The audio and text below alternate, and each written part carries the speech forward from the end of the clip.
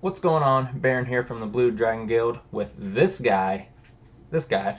Chris, We are observing the wonderful quarantine thanks to this awesome virus. Hint the irony. Today we are going to be bringing you guys the monster of the month for the month of March.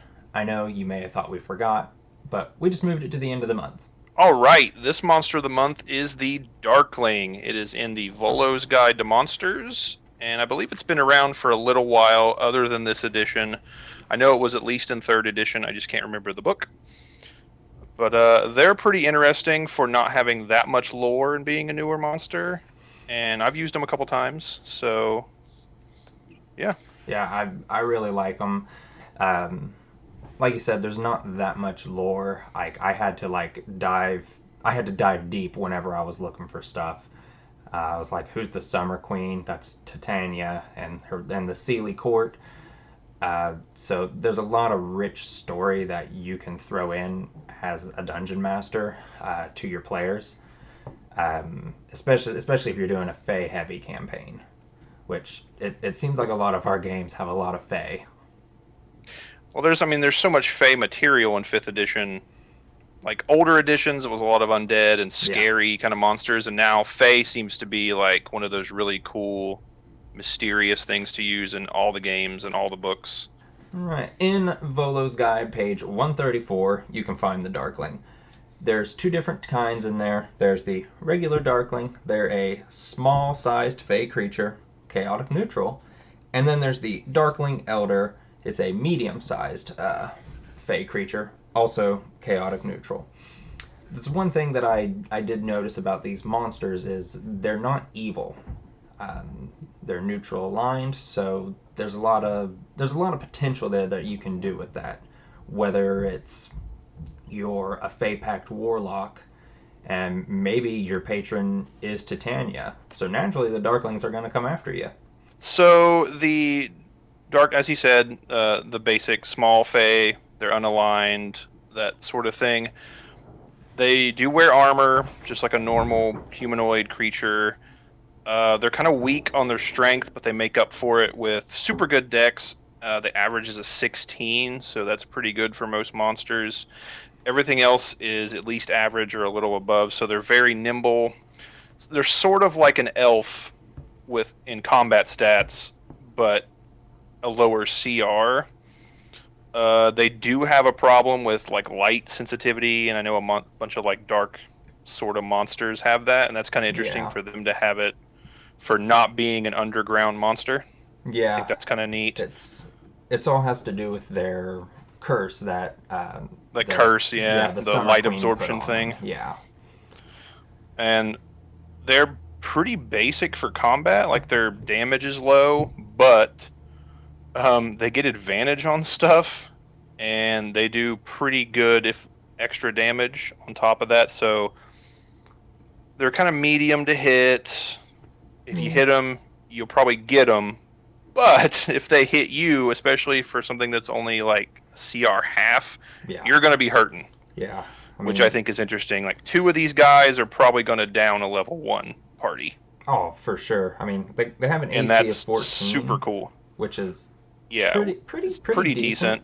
but their health They're is on the lower yeah, end, 13. right. And I think that's interesting too. Okay, I hit you with a dagger, D4 plus 3 at best. Um, but if they have advantage with things, which they can get, it's 2d6 extra.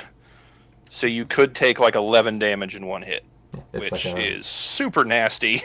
a weird like racial sneak attack kind of thing. Right, right. They're Yeah, strange. They're like racial, almost elf rogues, yeah, but not. yeah. And I think their skill is interesting. Like, yeah, dex based skills, but then they get deception and perception are pretty decent for a monster. Yeah. The Darkling Elder also has that extra damage. In the book, they're wielding a short sword. Obviously, you can change that up as the DM, so obviously feel free to do that. The cool thing with Darklings is what happens when they die. All through their life, any light that hits them, they absorb, which is why it says in the book they wrap up as much as they can with clothes. Occasionally they'll try and sneak a peek at the sun or something else just to see it. But for the Darkling Elder, when the Elder dies, magical light flashes out from it in a 10-foot radius as its body and possessions, other than metal or magic objects, burn to ash. Any creature in that area must make a DC 11 Constitution saving throw. On a failed save, the creature takes 7 or 2d6 radiant damage, and if the creature can see the light, they are blinded until the end of their next turn. If they pass the save, it's half damage and they're not blinded. But that's a really fun game mechanic that not really anything has something like that. Like, you have I think it's the imps with the death burst whenever they die. Yeah, the method. Yeah, the methods. Yeah. It's kind of like a play on that, but it's really fun.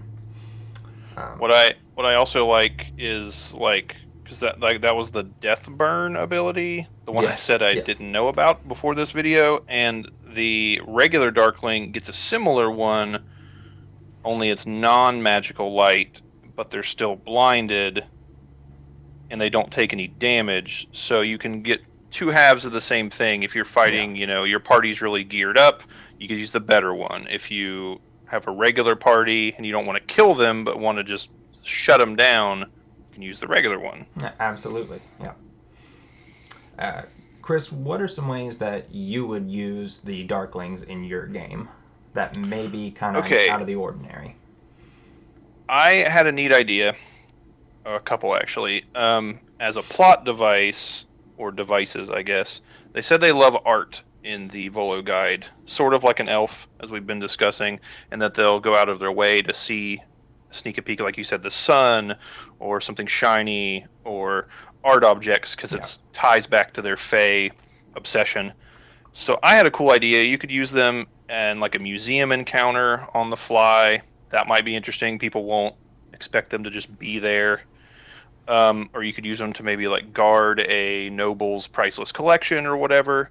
Or my favorite, use them as part of an art heist and have your party try to steal like art objects from a rival's museum, but now there's Darklings guarding it, and like you've never seen them before, and things like that. I think that sounds like really fun because you could put a timer on it, and you could have constructs and Darklings and all this crazy like Night at the Museum kind of rip-off stuff. That would be fun. That would be cool.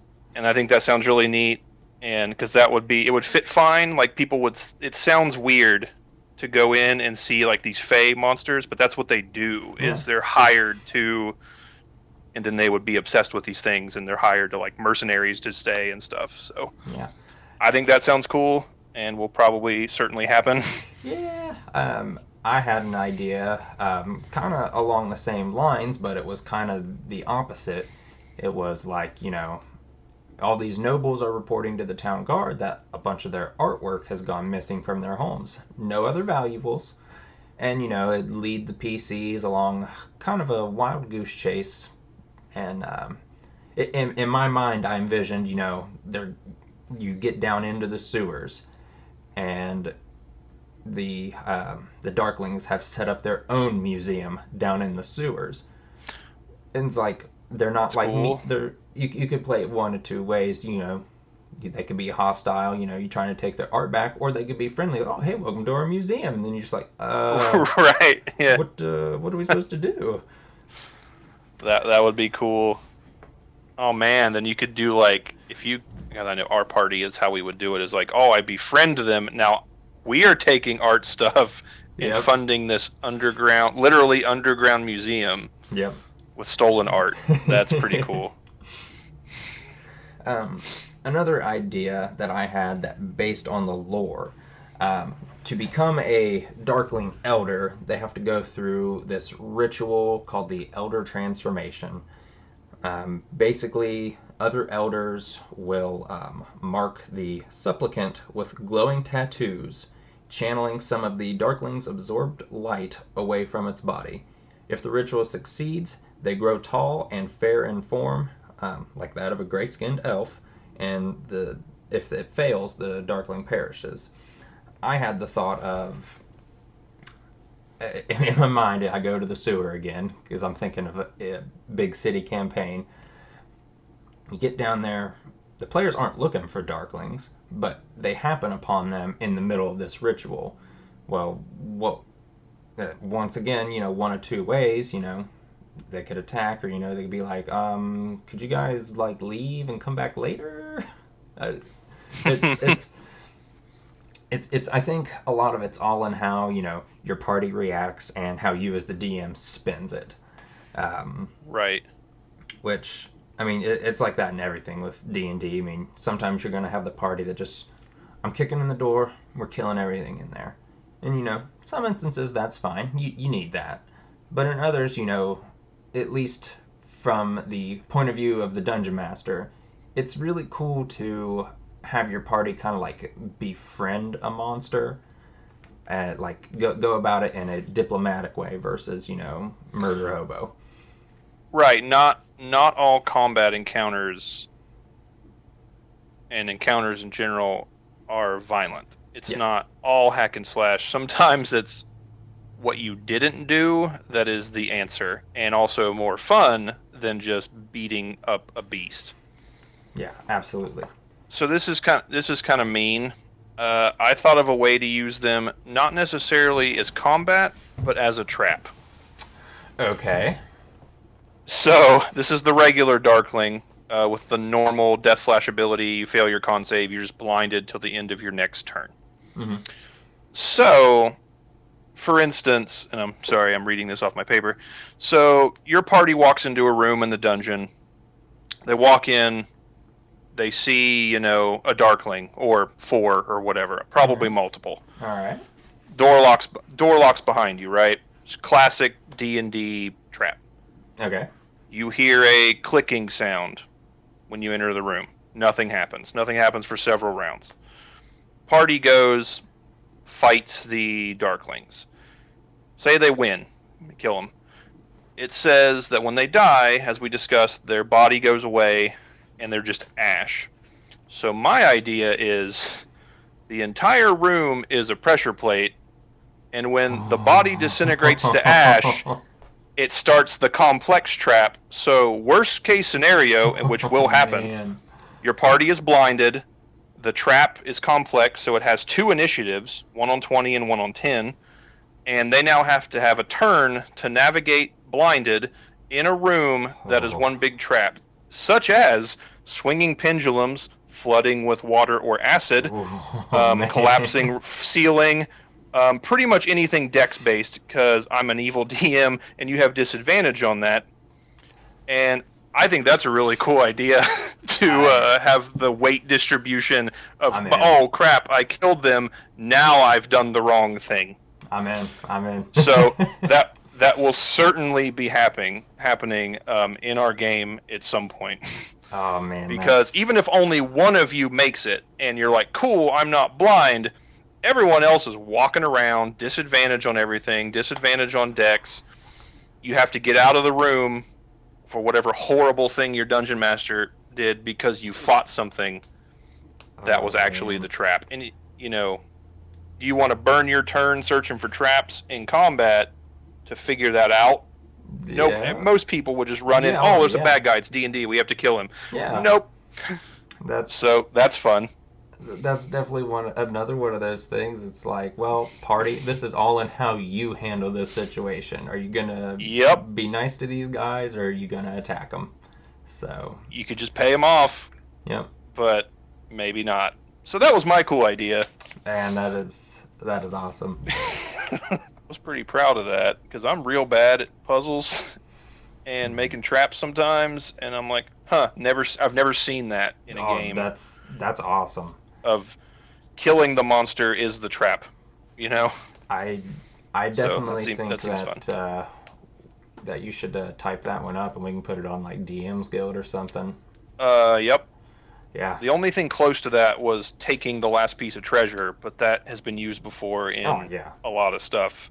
But yeah, I think that's fun. I have details coming soon. So Awesome. look for that. Awesome. I mean, they're pretty straightforward. You know, they can make darkness if they're the elder. That's, as we've seen before, is problematic all the time. And just your basic stuff. I think that's what's interesting is there's such a basic monster we've talked about.